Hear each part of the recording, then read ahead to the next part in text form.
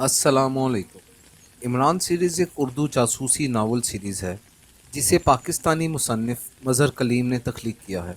अली इमरान एक अहम किरदार है, एक मज़ाहिया खुफिया एजेंट जो सीक्रेट सर्विसेज को X2 के तौर पर कंट्रोल करता है, लेकिन सीक्रेट सर्विसेज के एक आम रुकन के तौर पर काम करता नज़र आता है।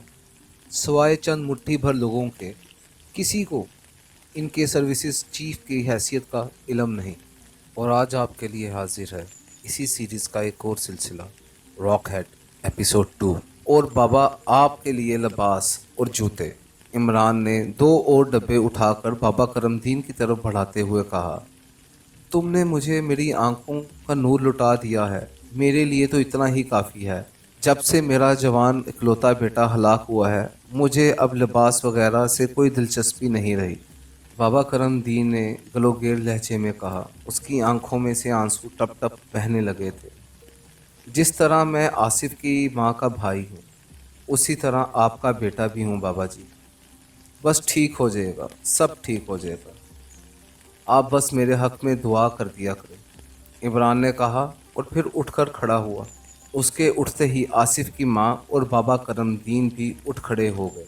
आपके मकान का पता और इस आदमी का पता क्या है जिसने आपके मकान पर कब्जा किया है, इमरान ने कहा।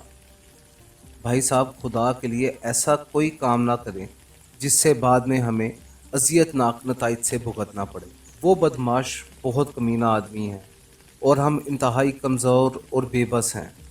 आप तो चले जाएंगे, लेकिन इसने हमारा जीना हराम कर देना है, आसिफ की माँ ने कहा। बहन, जब मैंने एक बार कह दिया सब ठीक हो जाएगा, तो मुझ पर इत्माद करें। वो शख्स आइंदा आपकी तरफ उंगली भी नहीं उठाएगा, इस बात की मैं आपको ज़मानत देता हूँ, इमरान ने इंतहाई संजीदा और ठोस लहजे में कहा। उस आदमी का नाम आज़म है, लेकिन लोग उसे छीमा छीमा कहते हैं।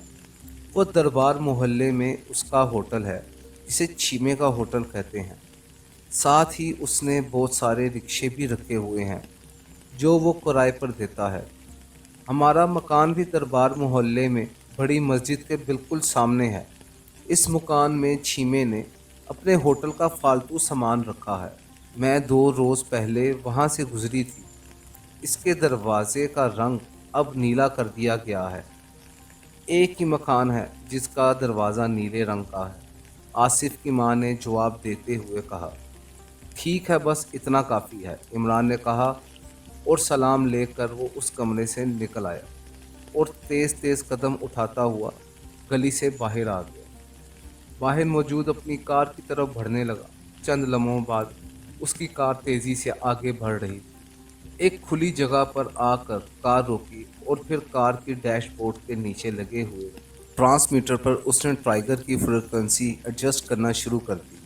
Hello hello, Imran calling over. Imran ने फ्रीक्वेंसी एडजस्ट करके ट्रांसमीटर ऑन करते हुए कॉल देना शुरू कर दी। Yes boss, Tiger tending you, over. चंद लम्हों बाद टाइगर की आवाज़ सुनाई दी। कहाँ मौजूद हो तुम इस वक्त, ओवर, इमरान ने पूछा। होटल मार्बल हिल्स में, ओवर, टाइगर ने जवाब दिया। सेंट्रल अस्पताल के अकब में मेन रोड पर एक रेस्टोरेंट है, किंग रेस्टोरेंट, मैं वहाँ मौजूद हूँ, फ़ौरन पहुँचो, over and all out, Imran ने कहा और ट्रांसमीटर ऑफ कर कर वो कार का दरवाज़ा खोलकर नीचे उतरा और फिर कार लॉक करके करीब ही मौजूद किंग रेस्टोरेंट की तरफ बढ़ गया। रेस्टोरेंट छोटा सा था लेकिन साफ़ सुथरा था। इमरान एक अलहदा मेज़ पर जाकर बैठ गया। उसी लम्हे वेटर करीब आया। मेरा एक साथी आ रहा है, वो आ जाए फिर ऑर्डर करूँगा, इमरान ने कहा तो वेटर सर हिलाता हुआ वापस चला गया। 10 मिनट बाद टाइगर रेस्टोरेंट में दाखिल हुआ और तेज़ तेज़ कदम उठाता इमरान की तरफ बढ़ने लगा और फिर इसके करीब आकर मौदमाना अंदाज में सलाम किया। बैठो टाइगर, इमरान ने सलाम का जवाब देने के बाद कहा और टाइगर मेज़ की दूसरी तरफ कुर्सी पर बैठ गया। उसके चेहरे पर हैरत के तासुरात नुमायां थे। उसी लम्हे वेटर आया तो इमरान ने इसे मशरूबात लाने का कह दिया। आप बेहद संजीदा नज़र आ रहे हैं बॉस, खैरियत, टाइगर ने वेटर के जाने के बाद कहा। दरबार मोहल्ले के बारे में जानते हो, इमरान ने इसके सवाल का जवाब देने की बजाय उल्टा सवाल कर दिया। दरबार मोहल्ला, मैं तो ये नाम पहली बार सुन रहा हूँ, टाइगर ने चौंक कर कहा। इसी लम्हे वेटर मशरूबात की बोतलें मल्टी कलर टिश्यू पेपर्स में लपेटी हुई ले आया। उसने एक बोतल इमरान और टाइगर के सामने रखी। सुनो, दरबार मोहल्ला कहाँ है? क्या तुम्हें इल्म है? इमरान ने वेटर से मुखातिब होकर कहा। दरबार मोहल्ला? जी हाँ, यहीं है, करीब ही है। ये सड़क आगे जाकर मुड़ जाती है और वहाँ से सड़क मशरिक की तरफ जाती है। ये सड़क इस दरबार मोहल्ले में ही जाकर ख़त्म होती है। वेटर ने जवाब दिया। शुक्रिया, इमरान ने कहा और वेटर सर हिलाता हुआ वापस चला गया। इमरान ने मुख्तसर लफ्ज़ों में टाइगर को बाबा करमदीन और उसके पोते आसिफ से मुलाकात से लेकर इसके घर जाने और फिर वापसी तक सब कुछ बताया। ओह, ये तो इंतहाई जुल्म है बॉस। एक तो इनका आदमी मरा, दूसरा इनका मकान भी छीन लिया गया, टाइगर ने हॉर्न बजाते हुए कहा। हाँ, और अब तुमने इस जुल्म का मदावा इस तरह करना है कि इस आज़म उर्फ चीमा से ये मकान वापस लेकर बाबा करमदीन, आसिफ और उसकी माँ के हवाले करना है। आसिफ को किसी करीबी स्कूल में दाखिल कराना है और इन लोगों को मुस्तकिल रोज़गार का कोई बंदोबस्त करना है। ये सब काम तुम्हारे ज़िम्मे है। तुमने इस बारे में मुझे बाकायदगी से रिपोर्ट देनी है, इमरान ने कहा। बिल्कुल, ये काम मैं करूँगा बॉस। मुझे ये काम करके दिली मुसरत होगी, टाइगर ने जवाब देते हुए कहा। इन लोगों को मुकम्मल तहफ़्फ़ुज़ मिलना चाहिए। ऐसा ना हो कि तुम्हारी कार्रवाई के बाद चीमा या उसके आदमी उन्हें परेशान करें, इमरान ने कहा। आप कतई बेफिक्र रहें बॉस। किसी में ये जुर्रत नहीं रही कि वो मेरी बहन और बाबा की तरफ टेढ़ी आंख से देख सके। मैं हर लिहाज से हर बात का ख्याल रखूँगा, टाइगर ने जवाब दिया। गरीब लोगों के पास सबसे कीमती चीज़ इनकी इज्जत होती है, इसलिए तुम्हारा काम कार्रवाई इस अंदाज से होनी चाहिए कि किसी को आसिफ की माँ की तरफ उंगली उठाने की जुर्रत ना हो सके, इमरान ने कहा। मैं समझता हूँ बॉस, टाइगर ने इस बात में सर हिलाते हुए कहा। जिस गली में आसिफ और बाबा करमदीन रहते हैं, इस गली में सारे ऐसे ही कमरे हैं और वहाँ के रहने वालों में मैंने देखा है वो लोग इंतहाई असरत ज़दा ज़िंदगी गुजार रहे हैं। तुमने वहाँ उन लोगों के बारे में मालूमात हासिल करनी है। इनमें से जिन लोगों को किसी भी शक्ल में इमदाद की ज़रूरत हो, तुमने इनकी मदद करनी है। इस सिलसिले में अगर तुम्हें रकम की ज़रूरत हो, तुम बेखौफ मुझसे रब्ता कर लेना, इमरान ने कहा और बोतल ख़त्म करके उसने मेज़ पर रखी और उठ खड़ा हुआ। इसकी ज़रूरत नहीं पड़ेगी बॉस, टाइगर ने कहा और इमरान सर हिलाता हुआ काउंटर की तरफ बढ़ गया। उसने काउंटर पर बिल अदा किया, टिप दी और फिर बाहर निकल गया, जिसके साथ ही टाइगर की कार भी मौजूद थी। इमरान ने अपनी कार का दरवाज़ा खोला और ड्राइविंग सीट पर बैठ गया, जबकि टाइगर सलाम करके अपनी गाड़ी की तरफ बढ़ गया। चंद लम्हों बाद इमरान की कार आगे बढ़ती चली गई। मुख्तलिफ सड़कों से गुजरने के बाद वो ऑफिसर कॉलोनी पहुंच गया और थोड़ी देर बाद उसने कार सर अब्दुल रहमान की कोठी के मेन गेट पर रोक दी। दूसरे लम्हे गेट खुला और उधेड़ उमर आदमी तेज़ी से इसकी तरफ बढ़ा। सलाम छोटे साहब, उधेड़ उमर आदमी ने करीब आकर मुस्कराते हुए कहा। वालेकुम अस्सलाम, अम्मा भी कहीं गई तो नहीं हैं? इमरान ने मुस्कराते हुए कहा। जी नहीं, कोठी में ही मौजूद हैं। बड़े साहिब भी हैं, उधेड़ उमर आदमी ने मुस्कराते हुए जवाब दिया तो इमरान सर हिलाता हुआ कार आगे ले गया। पोर्श में अब्दुल रहमान की ज़ाती कार मौजूद थी। इमरान ने कार इसके साइड पर रोकी और फिर नीचे उतरकर वो तेज़ तेज़ कदम उठाता हुआ कोठी के अंदरूनी हिस्से की तरफ बढ़ गया। इसका रुख उस कमरे की तरफ था जो अम्मा बी के लिए मखसूस था। कमरे का दरवाज़ा खुला हुआ था। इमरान ने अंदर झांका तो अम्मा बी तख्त पोश पर बैठी कुरान मजीद की तलावत करने में मसरूफ़ थी। इमरान वापस मुड़ गया क्योंकि उसे मालूम था कि अम्मा बी तलावत कर रही हों तो वो किसी किस्म की मुदाखलत कतई पसंद नहीं करती। इसलिए उसने सोचा कि जब अम्मा बी भी तलावत से फ़ारग हो जाएं, तब तक वो डैडी से मिल ले, क्योंकि उनसे मुलाकात हुई भी काफ़ी अरसा हो गया था। अब्दुल रहमान का कमरा अलहदा था जिसे उन्होंने ऑफिस बनाया हुआ था और जहां वो बैठे रात गए तक काम करते रहते थे। कमरे का दरवाज़ा बंद था। इमरान ने हाथ उठाकर दरवाजे पर आहिस्ता से दस्तक दी। यस, कम इन।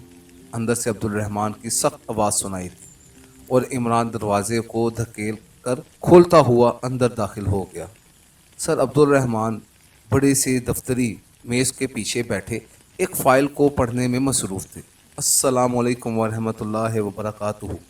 इमरान ने अंदर दाखिल होते हुए इंतहाई मौदबाना लहजे में सलाम करते हुए कहा, वालेकुम अस्सलाम। तुम इस वक्त?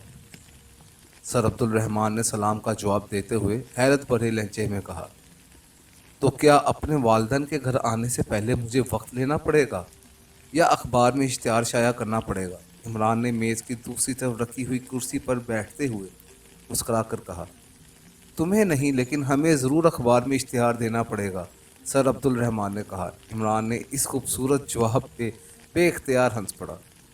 आपका गिला दुरुस्त है डैडी, लेकिन क्या करूं, कार जहां दराज है, इसलिए आपको मेरा इंतज़ार करना पड़ता है, इमरान ने हंसते हुए कहा। लेकिन कार जहां से तुम्हारा क्या ताल्लुक? तुम तो बेकार जहां की दराजी की बात करो, अब्दुल रहमान ने जवाब दिया। और इमरान एक बार फिर सर अब्दुल रहमान के तीखे और गहरे जवाब पर बेख्तियार हंस पड़े। आज शायद सर अब्दुल रहमान भी मूड में थे। आप अगर इस मूड में हर वक्त रहें डैडी, तो फिर यहाँ से जाने को किसका दिल चाहेगा, इमरान ने मुस्कुराते हुए कहा। यानी कि तुम मुसलसल बेकार रहो और मैं तुम्हारी बेकारी का तावान तुम्हें अदा करता रहूं?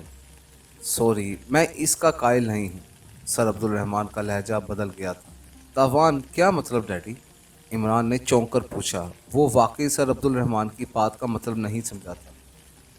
बेकारी का तावान जिसके लिए तुम्हें आज अचानक यहाँ आना पड़ा है, सर अब्दुल रहमान ने कहा। तो इमरान बे इख्तियार चौंक पड़ा। ओह, आप वाकई रोशन ज़मीर हो गए हैं। आपको तो अब रिटायरमेंट लेकर खल्क़े खुदा की खिदमत करनी चाहिए।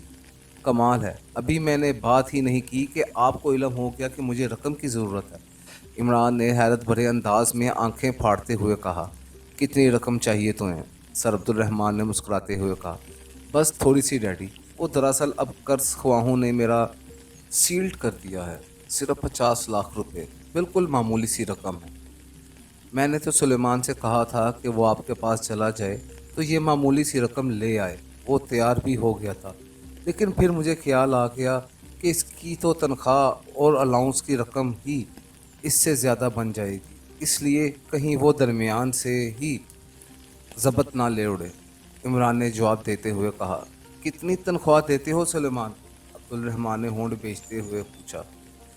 देने के लिए मेरे पास है ही क्या डैडी, कभी कभार सीक्रेट सर्विस का चीफ कोई काम देता है तो एक छोटा सा चेक मिल जाता है और बस, इसलिए तो सुलेमान का बिल बढ़ता ही चला जा रहा है, इमरान ने मुंह बनाते हुए कहा। और इसके बावजूद कि तुम कार जहां दराज ही की बात करते रहते हो, अब्दुल रहमान ने कदरे गुस्सीले लहजे में कहा। जब कहीं से कर्जा ना मिल सके तो फिर यही कुछ होता है, इमरान ने जवाब दिया। लेकिन जब तुम कोई काम ही नहीं करते तो फिर वो कौन लोग हैं जो तुम्हें अक्सर भारी रकमें कर्ज दे देते हैं? तुम इनकी लिस्ट मुझे दे जाओ, मैं जानूं। और वो, सर अब्दुल रहमान ने कहा, मतलब है कि आइंदा के लिए स्कोप हमेशा के लिए ख़त्म। सॉरी डैडी, वैसे आपके नाम में इतना रोब और दबदबा है, बस आपका नाम सुनते ही लोग फ़ौरन उधार दे देते हैं, इमरान ने जवाब दिया। और फिर उससे पहले कि सर अब्दुल रहमान कोई जवाब देते, कमरे का दरवाज़ा एक धक्के से खुला और इमरान की अम्मा भी अंदर दाखिल हुई। इमरान, तुम और यहाँ आकर बैठ गए हो? क्यों, पहले मेरे पास क्यों नहीं आए?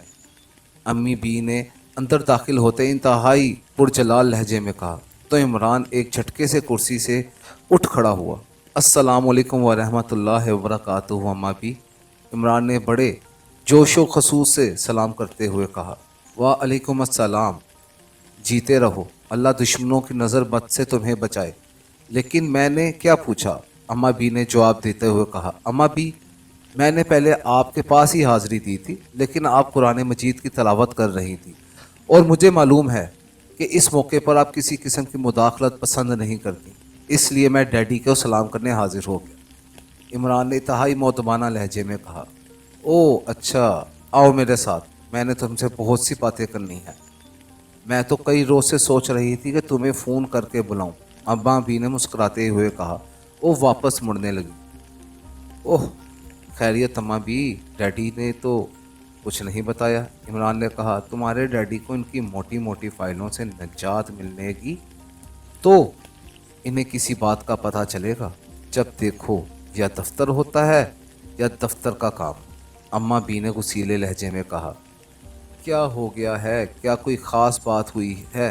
अब्दुल रहमान ने भी चौंकते हुए कहा। तुम्हें मैंने बताया नहीं था कि सुरैया का शोहर किसी काम से मुल्क से बाहर कुछ अरसे के लिए जा रहा है और सुरैया की ख्वाहिश है कि इसके साथ जाए, लेकिन वो मान नहीं रहा। अम्मा बी ने आंखें निकालते हुए कहा। ओह, ये कौन सी ख़ास बात है? मैंने इससे फ़ोन पर बात की कर ली है।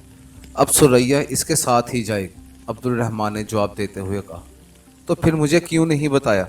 अम्मा बी ने कहा। बताया तो था, लेकिन तुम न जाने किन ख्यालों में मगन रहती हो, अब्दुल रहमान ने जवाब देते हुए कहा। तुम्हारा ख्याल है कि अब मैं ख्यालों में मगन रहती हूँ? अब मेरी उम्र है ख्यालों में मगन रहने की। अम्मा बी का पारा यगलख्त बुलंद होना शुरू हो गया था। अम्मा बी, डैडी का मतलब ये है कि आप नेक ख्यालों में मगन रहती हैं।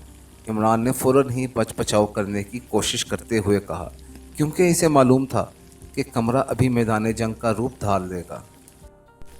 मैं जानती हूँ इनका जो मतलब होता है। बहरहाल आओ मेरे साथ, अम्मा बी ने कहा और एक बार फिर वापसी दरवाजे की तरफ मुड़ गई। डैडी, मैं अभी हाजिर होता हूँ, इमरान ने सर अब्दुल रहमान की तरफ देखते हुए कहा। सॉरी, मैंने तुम्हारे कर्ज का ठेका नहीं उठा रखा, सर अब्दुल रहमान ने सख्त लहजे में जवाब देते हुए कहा। क्या किसी कर्ज की बात कर रहे हो? अम्मा बी ने दरवाज़ा खोलते हुए मुड़कर कहा। कुछ नहीं अम्मा भी, एक ठेकेदार ने मुझसे कहा था कि डैडी से कर्जा लेकर दे दूं, लेकिन मैंने इनकार कर दिया। वैसे ही मैंने डैडी से बात की थी। आइए, इमरान ने बात करते हुए कहा। कर्जा और ये देंगे? हालांकि किसी मजबूर को कर्ज़े हुस्न देना सवाब का काम होता है। आखिर वो इतना मजबूर होगा कि कर्जा मांग रहा है, अम्मा बी ने कहा और फिर दरवाज़ा खोलकर बाहर निकल गई। डैडी, मुझे यकीन है कि आप चेक तैयार कर रखेंगे। अब आप खुद सोचें, आपके अलावा और किसी से रकम ले सकता हूँ? इमरान ने कहा और तेज़ी से मुड़कर दरवाज़ा खोलकर बाहर निकल गया। उसे मालूम था कि 50 लाख नहीं तो 2-4 लाख रुपए का चेक तो बहरहाल मिल ही जाएगा। इसके लिए फ़िलहाल इतना ही काफ़ी था। वो यहाँ आया तो किसी और मकसद से था।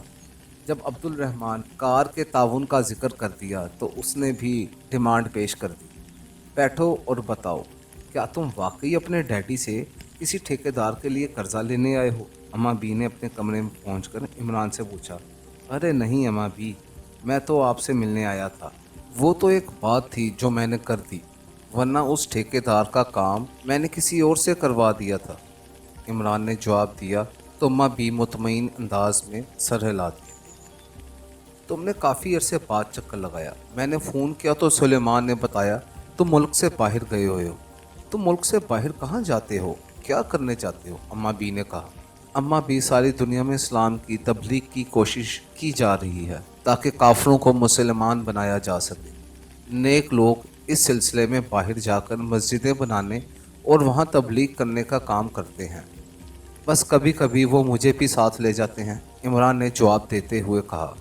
ओह, फिर तो अच्छा है, वरना मैं सोच रही थी कि तुम इन मुए काफरों के मुल्क में किसी और चक्कर से तो नहीं जाते, अम्मा बी ने मुतमईन होते हुए कहा। अम्मा बी, आपकी तरबियत ही ऐसी है कि कोई चक्कर मेरे करीब ही नहीं आता, इमरान ने कुर्सी से उठकर अम्मा बी के कदमों में बैठते हुए कहा। अम्मा बी का चेहरा मुसर्रत से खिल उठा। उन्होंने इसके सर पर मोहब्बत से हाथ फेरना शुरू कर दिया। अल्लाह ताला तुम्हें हमेशा नेक काम करने और नेक रास्ते पर चलने की तौफीक दे। मैं तो हमेशा यही दुआ करती हूँ, अम्मा बी ने मोहब्बत भरे लहजे में कहा। अम्मा बी, ये तलकीन आप इस सुलेमान को भी कर दिया करें। आज इसने एक ऐसी बात की है कि मेरा दिल ही नहीं चाह रहा फ्लैट पर जाने और इसकी शक्ल देखने के लिए। मुझे बेहद कोफ्त हुई है, इमरान ने कहा तो अम्मा भी बेअख्तियार चौंक पड़ी। क्या क्या क्या किया है उसने? वो तो इंतहाई नेक बच्चा है, उससे तो मुझे ऐसी किसी बात की उम्मीद नहीं थी, अम्मा बी ने गुसीले लहजे में कहा। अम्मा बी, एक गरीब आदमी की ऐनक टूट गई थी। वो बेचारा इंतहाई गरीब आदमी था, मामूली सी कीमत की ऐनक भी ना बनवा सकता था। वो सुलेमान के पास आया तो सुलेमान ने उसे मामूली सी कीमत की ऐनक बनवा दी, लेकिन सुलेमान ने उसे झड़क दिया। जब फ्लैट पर गया तो वो बुजुर्ग अपने छोटे से पोते के साथ दरवाजे के बाहर सर्दी में खड़ा था, कांप रहा था। मुझे जब मालूम हुआ तो मुझे सुलेमान पर बेहद गुस्सा आया। मेरा दिल तो चाहा था कि जूतियां मारकर उसे घर से निकाल दूं, लेकिन उस वक्त बुजुर्ग की वजह से मैं खामोश हो गया और उस बुजुर्ग और उसके पोते के साथ लेकर बाजार गया। उसे एक की बजाय 4 ऐनकें बनवा के दी, लिबास और जूते वगैरह खरीदे और फिर उन्हें उनके घर पहुंचा दिया। इमरान ने कहा, मैं उससे पूछती हूँ, उसने ये जुर्रत कैसे की कि किसी बेबस को झड़क दे।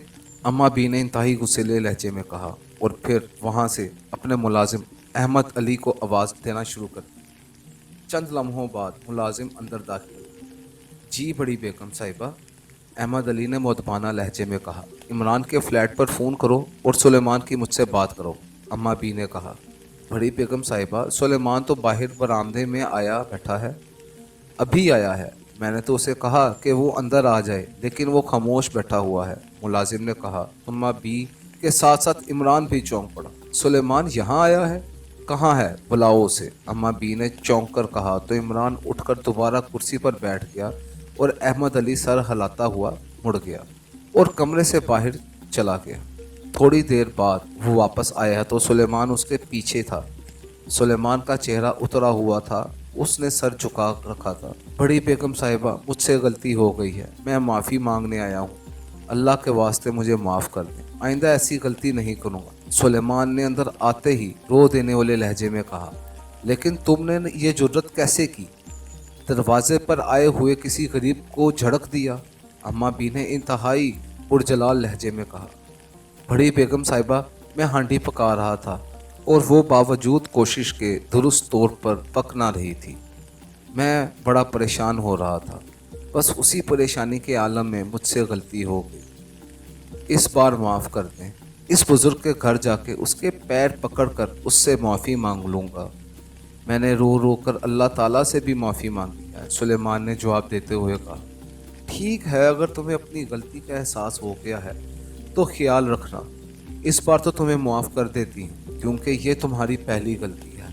आइंदा अगर तुमने ऐसी गलती की तो जिंदा ज़मीन में दफन कर दूँगी, समझ जाओ। अम्मा बी ने कहा, शुक्रिया बड़ी बेगम साहिबा, साहिब आप भी माफ़ कर दें। सुलेमान ने अम्मा बी का शुक्रिया अदा करके इमरान की तरफ मुड़ते हुए कहा, मुझे तो हैरत इस बात की है कि तुमने ऐसी हरकत की कैसे? आज से पहले तो तुमने कभी ऐसी हरकत नहीं की थी। इमरान ने गुस्सीले लहजे में कहा, बस गलती हो गई, मुझे खुद पता नहीं कैसे गलती हो।